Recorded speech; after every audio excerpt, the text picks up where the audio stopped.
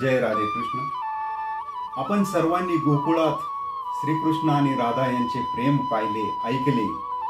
परंतु एक प्रश्न अजूनही निरुत्तरित आहे की कृष्णाने जेव्हा गोकुळ सोडून मथुरेला आणि द्वारकेला प्रयाण केले, त्यावेळेस त्याची प्राणप्रिय सखी राधेला तो का विसरला?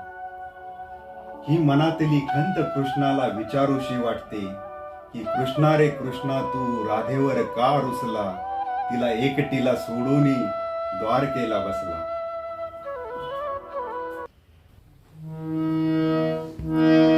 कृष्णा रे कृष्णा, तू राधावर का रुसला? तिला एकटीला सोडून द्वारकेला बसला. कृष्णा रे कृष्णा, तू राधावर का रुसला? तिला एकटीला सोडून द्वारकेला बसला. काय होता रे असा तिचा गुन्हा? पाहिले नाही तिच्याकडे पुन्हा. तिला तो पुन्हा कधीच नाही रे दिसला. तिला एकटीला सोडून द्वारकेला बसला. कृष्णा रे कृष्णा, तू राधावर का रुसला? तिला एकटीला सोडून द्वारकेला बसला.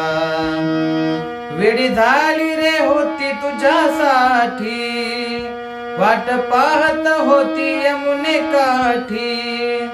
तुझ्या प्रेमात किती विरह सोसला. तिला एकटीला सोडून द्वारकेला बसला.